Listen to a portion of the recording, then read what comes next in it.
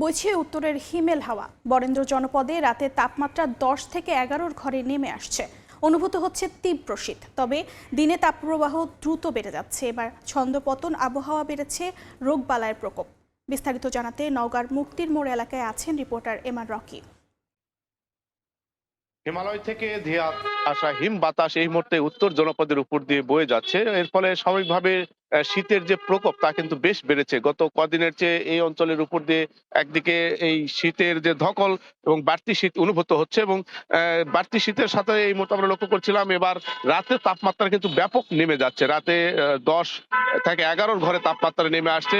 আবার সকাল 10টার পর কিন্তু এই তাপমাত্রা দ্রুত উপরে উঠছে। বিশেষ করে 15, 16 বা 18-র ঘরে কিন্তু তাপমাত্রা উঠছে। একটা তাপমাত্রার তারতম্য তৈরি হয়েছে। তবে এই মুহূর্তে শীতের যে প্রকোপ তা কিন্তু বাড়তি আমরা দেখছি। বিশেষ করে আজ পৌষের দ্বিতীয় দিন এবং এই সময়টাতে স্বাভাবিকভাবে এই অঞ্চলে শীতের প্রকোপ সবসময় বেশি থাকে এবং এই শীতের কারণে স্বাভাবিকভাবে সকালে যারা কাজের সন্ধানে বের হন কাজকর্মের জন্য তাদের জন্য কিছুটা একটা বাড়তি শঙ্কার বিষয় এবং শীত নিবারণের জন্য অনেকে কিন্তু গরম কাপড় গায়ে চেপে কিন্তু এই মুহূর্তে তাদের বের হতে হচ্ছে এবং এই শীত কিন্তু এবার কিছুটা দেরিতে এসেছে এবং আগামীতে শীতের যে বার্তাটি স্থানীয় আবহাওয়া অফিস বলছে যে আজকে তারা তাপমাত্রা রেকর্ড করেছে 13 ডিগ্রিতে এবং এই তাপমাত্রা কিন্তু আগামী সপ্তাহের দিকে আরেক দফা নিচে নেমে আসবে এবং এই তাপমাত্রা বেশ ওঠানামা করছে। গত কদিনের আমরা লক্ষ্য করছিলাম ব্যাপক পরিসরে তাপমাত্রার তারতম্য। এর ফলে যে শীতের প্রকোপটা তা কিন্তু অনেকটাই অনুভূত হচ্ছে এবং তাপমাত্রার এই ওঠানামার কারণে আরেকটি বিষয় এখানে আমরা দেখছিলাম, বিশেষ করে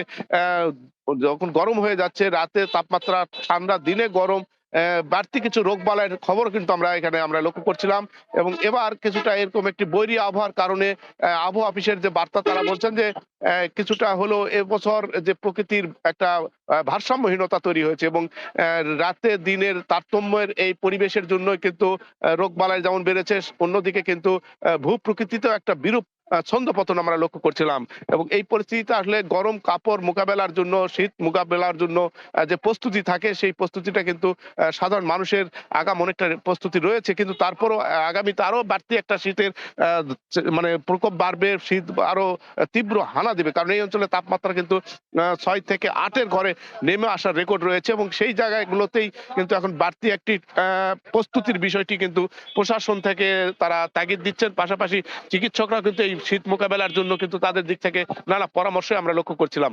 সব মিলিয়ে শীত এই অঞ্চলে এবছর কিছুটা বিচিত্র ভাবে ধরা দিয়েছে।